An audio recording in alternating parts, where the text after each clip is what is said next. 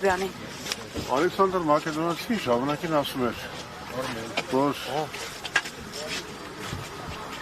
անգամ ոչխարների բանակը կարող է, եթե առյուծ ղեկավար ունի, կարող է հաղթել։ Եվ հակառակը առյուծները, եթե ունեն ոչխար զորավար, պարտվում են։ Ես ուզում եմ նախ եւ առաջ շնորհավորեմ մեր առյուծ բանակը այն կապակցությամբ, որ նա հիմնադրվել է առյուծ հիմնադիրների կողմից եւ նրա շնորհիվ մենք ունեցել ենք բոլոր հաղթանակները եւ ուզում եմ մաղթեմ, որ մեր բանակը շուտով նորից ունենա առյուծ ղեկավարներ, որպեսզի դուրս գա այս նվաստացիչ պարտությունների ցիկլից։ Պարոն Զուրաբյան, երեք նշվում է իշխանությունը ստեղ էր եկել նշվել է այդ որ հունվարի 27-ը բոլոր պատերազմներում զոհվածների հիշատակի օրն է, զրուցում քաղաքացիների համացած զոհվածների կողմերի հետ, ասում են ինչու է հունվարի 27-ը եւ ինչու է երկու կարծես գալիս են եւ իշխանությունը երեք եկավ, այսօր ընդդիմությունը տապետ գործիք։ Ես դրա մասին եմ արտահայտվել, ըստ էության այդ օրը ուղղակի իրեք ես համարում եմ իշխանության կողմից մեծ սրբապղծություն, որ այդ օրը իրենք հիմնադրել են այսպես ասած, որովհետև այդ են մարդիկ են, ովքեր ում պատճառով եւ ովքեր զոհաբերել են հազարավոր մարդկանց կյանքը։ Իրենք են զոհաբերել, իրենք են ասել, որ մենք գնում ենք չգնացինք կարգավորման, որովհետև մեզ պետք էր, որ մեզ դավաճան չասեն։ Հետո էլ վերջան փոխեցին, ասեցին, որ մենք չգնացինք կարգավորման, որպեսզի կայանա երկխոսություն Թուրքիայի հետ եւ հաստություն Ադրբեջանի հետ։ Անցած տարվա ուղերձն է Փաշինյանի։ Հիմա այդ մարդիկ, որոնք ասում են, զոհաբերել են հազարավոր մարդկանց կյանք, իրենց քաղաքականությամբ, իրենց իշխանությունը պահպանելու, իրենց տերերի ակնկալիքները արդարացնելու համար։ Այդ մարդիկ հիմա գալիս են օր են հիմնադրում այդ իրենց կողմից զոհաբերված մարդկանց հիշատակը հարգելու համար։ Ես կարծում եմ սա սրբապղծություն է։ Պարոն Զուրաբյան, դուք հայտարարեցիք ձեր Համագումարին։ Համագումարը չէ վերջինը, որ հայտարարեց այդ տեխնոլոգիական մասին։ Չէ, դա համագումարին չենք հայտարարել, դա ծրագրի ինչ որ հետո որոշում կայացվեց։ Հա, ամեն դեպքում դուք այդ օրը հայտարարեցիք, որ ձեր տեխնոլոգիական մասին հայտարարելու զուգահեռ, որ սկսում եք նաև քաղաքական դաշտի հետ քննարկումներ, հնարավոր միավորումներ կապված բավականին անցել է, պարոն Զուրաբյան, ինչ-որ հստակություն կա քաղաքական ուժերի հետ բանակցություններից արդյունք կա եւ այդ օրը ասացիք, որ դեռ անուններ չեք տա, ում հետ ինչի շուրջ եք բանակցում, կարող եք այսօր ասել, օրինակ կան ուժեր, որոնց հետ բանակցությունները արդեն արձանագրել եք, որ արդյունք չեն տալիս։ 100 անգամ ասել եմ, միջև արդյունք չլինի, ոչ անուն եմ տալու, ոչ խոսելու եմ այդ process-ի մասին։ Հազար մի բան խոսում ենք, բանակցում ենք, բայց եթե արդյունքը դեռ չկա, ինչի մենք դրա մասին խոսենք։ Արդյունք կլինի, խոսենք։ Իդեպ ես ձեզ մի բան ասեմ, այո, մենք կարծում ենք, որ միավորումները կբերեն ավելի արդյունավետ պայքարի, բայց մենք նաև չենք մոռանում, որ չենք կարող անտեսել այն հանգամանքը, որ միգուցե դա չի համախմբում։ Եվ մենք ունենք մեր գաղափարները, մեր ծրագրերը, մեր ասելիքը, որը իրավունք չունենք չներկայացնենք մեր ժողովրդին։ Իսկ ըստ ձեզ այդ համախմբումը, եթե ի վերջո չստացվի, այսինքն այնքան լայն, ինչքան որ հիմա տարբեր գործիչներ այդ դուք նշում եք, դա կնվազեցնի Նիկոլ Փաշինյանին իշխանությունից հեռացնելու հավանականությունը։ Իհարկե ավելի արդյունավետ կլինի ու հենց դրա համար էլ մենք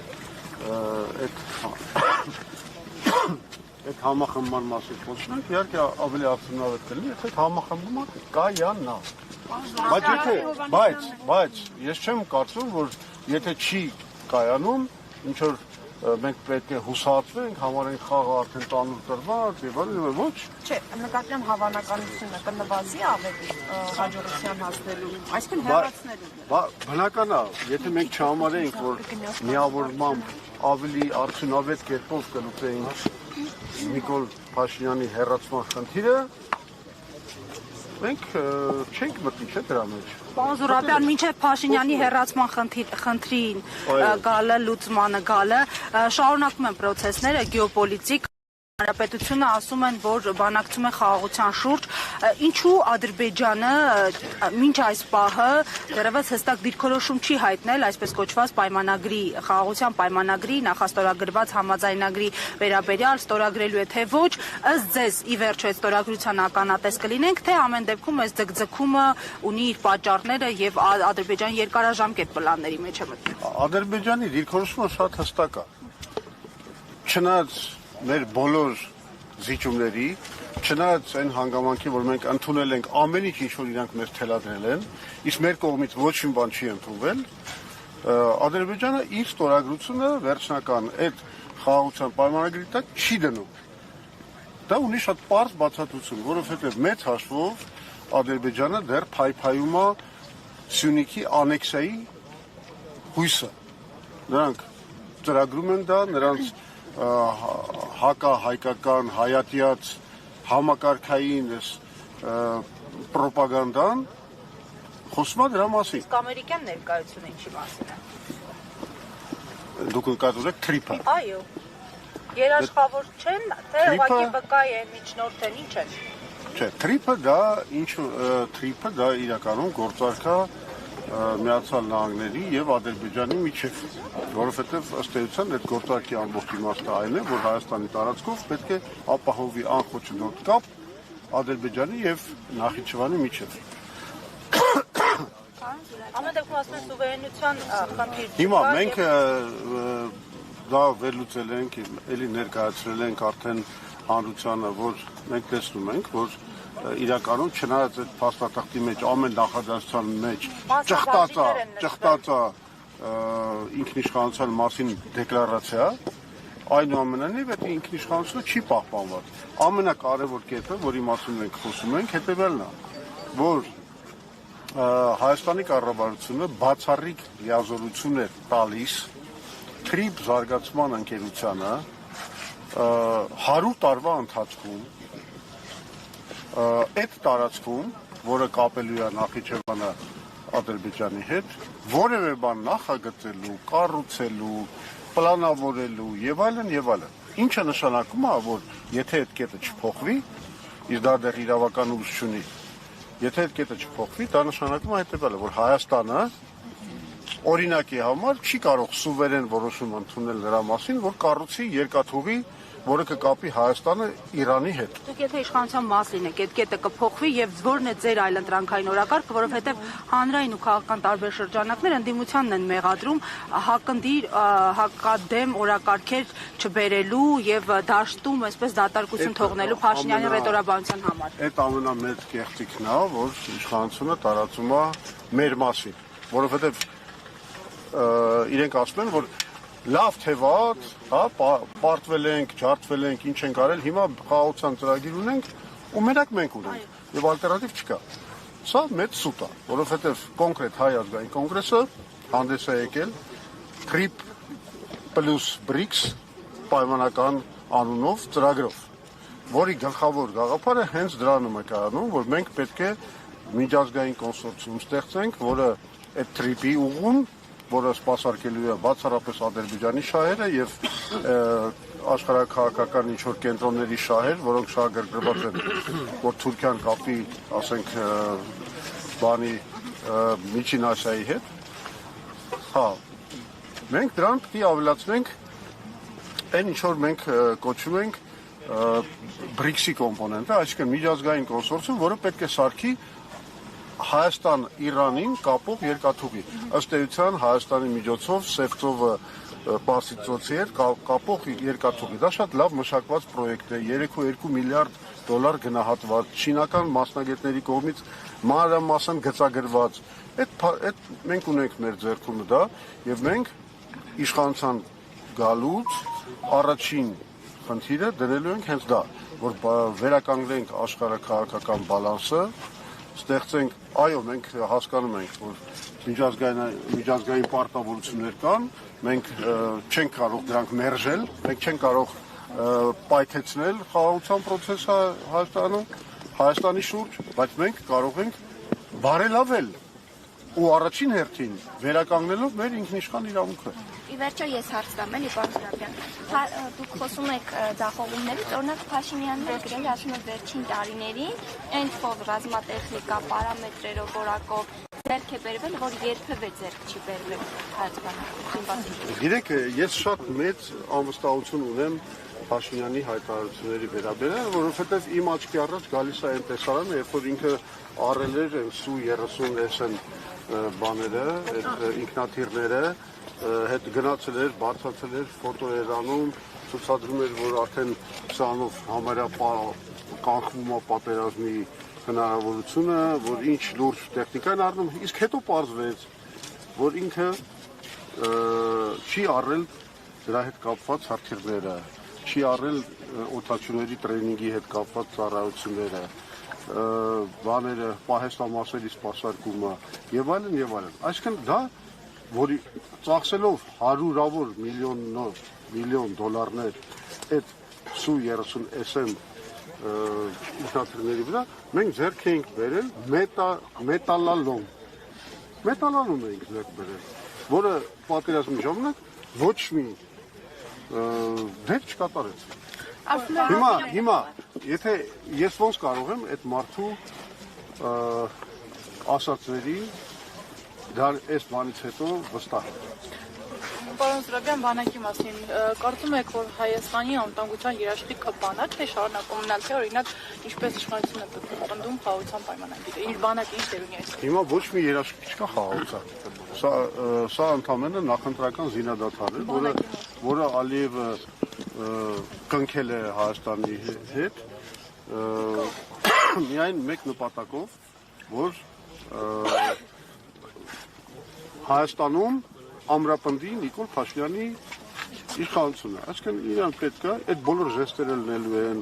ադրբեջանական նավթ, չգիտեմ, էլի ինչ-որ բաներ կարող կանեն, որ Նիկոլ Փաշինյանը ստանձնի Ադրբեջանի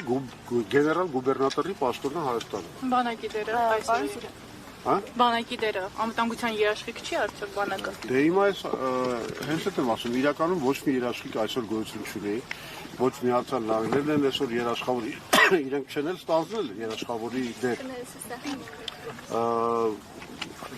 Մյուս կողմից ասում եմ, ստեղծված է աշխարհաքաղաքական մի հատ լարվածություն, որովհետև այդ տրիպով անտեսվում են օրինակի համար Ռուսաստանի, Իրանի, Չինաստանի, Հնդկաստանի շահերը, հետևաբար մենք իրականում ոչ թե ինչ-որ երաշխիքների պայմաններում ենք հայտնվել, այլ հակառակը երաշխիքների բացակայության պայմաններում։ Այդ երաշխիքները պետք է կառուցել, ու այդ երաշխիքներից գլխավորը պետք է լինի այդ ինչ-որ ես ասում եմ, որ մենք կարողանանք նորից վերականգնենք աշխարհաքաղաքական բալանսը։ Մենք այն դաշնակիցներին, որ ունեցել ենք իդեմս Մինսկի խմբի, նորից ունենանք։ Եվ բանակը պետք է լինի բաղադրիչ երաշխիքների եւ մեր դաշնակիցների հետ հարաբերությունների վերականգնումը պետք է լինի բաղադրիչ։ Ընդ որում բոլորի հետ։ Մենք ասում եմ, մենք չենք մերժում եւ Եվրոպական միության հետ համագործակցությունը, մենք ողջունում ենք Միացյալ Նահանգների ներգրավվածությունը այս process-ների մեջ, բայց մենք հասկանում ենք, որ դա ունի սահմանափակ հնարավորություն։ Կրկին ուզում եի այդ մեր քաղաքական քննարկումներից հարցնել։ Տեսեք, բոլորը, գրեթե բոլորը ասում են, որ փորձենք համախմբում ձևավորել ավելի արդյունավետ նպատակային հասնելու համար Փաշինյանի հեռացմանը, բայց ըստ էության մինչև հիմա որևէ համագործակցության ձևաչափ դեռ չկա պաշտոնապես ձևավորված։ Հիմա դուք ձեր քննարկումներից ելնելով ինչ կարող եք ասել, եթե ընդդիմադիր դաշտում գլխավոր խնդիրը ձևակերպված է Նիկոլ Փաշինյանի հեռացումը, այդ ինչի շուրջ չի ստացվում քաղաքական ուժերին գալ համաձայնության, ծրագրային խնդիրներ են, գաղափարական հարցեր են, ներանձնային խնդիրներն են, այսպես որ այդ ընդհանուր գծերով տալ այդ պատկերը ի՞նչն է գլխավոր խոչընդոտը։ Դուք գիտեք շատ վատ բան եք ինձ առաջարկում, որ ես հիմա սկսեմ մեղադրանքներ, մեղքեր բաշխել, մեղադրանքներ ներկայացնել եւ այլն։ Ես կարող եմ ընդհանրապես ասել, մեր դիրքորոշումը շատ ճկուն է։ Մենք առաջարկել ենք այդ կոմիտեի մոդելը, որտեղ այդ լիդերության համար պայքարից խուսափելու համար մենք ասում ենք եկեք ստեղծենք կոմիտե, որը հետագայում կընտրի, ասենք, վարչապետի թեկնածու։ Հասկանում եք, դա շատ ճկուն մոդել է, մենք առաջարկել ենք, ոչ ոք չի մերժում հետքում, բայց գործը առայժմ առաջ չի գնում։ Այսինքն լիդերության շուրջ ամեն դեպքում կան խնդիրներ։ Իսկ դուք ոնց եք կարծում, ոնց կարող է չլինել։ Ձեր բանակցությունները։ Բայց մենք ասում եմ, չնայած մենք շատ վճռական ենք, որ կոնկրետ այս sense-ին տեխնոլոգիական գնանք եւ կռվենք մեր տեսակետների հաղթանակի համար, բայց մենք նաեւ ճկունությունը պահպանում ենք, որ եթե ինչ-որ իմաստալից, բովանդակալից միավորում առաջարկվի կամ մենք կարողանանք համոզել, մարդկանց մենք կարող ենք գնալ նաեւ կոմպրոմիսային վարչապետի, կոմպրոմիսային ծրագրի ստեղծման ուղղությամբ։ Դաշտում եղած տեխնացուներից ամենաընդունելին այս պահին դուք ում եք համարում, որ կարող եք միասնական դիրքերից հանդես գալ։ Գիտեք, ես ընդունելի հիմա տեխնացուների չեմ խոսի, ես կարող եմ մի բան ասել, որ ակնհայտ է, որ հիմա կա ֆավորիտ։ Հա, բանը։ Այս Կարապետյանն քաղաքական ուժն է, հա, իհարկե բանակցում ենք։ Ինչ արդյունք այս բանը։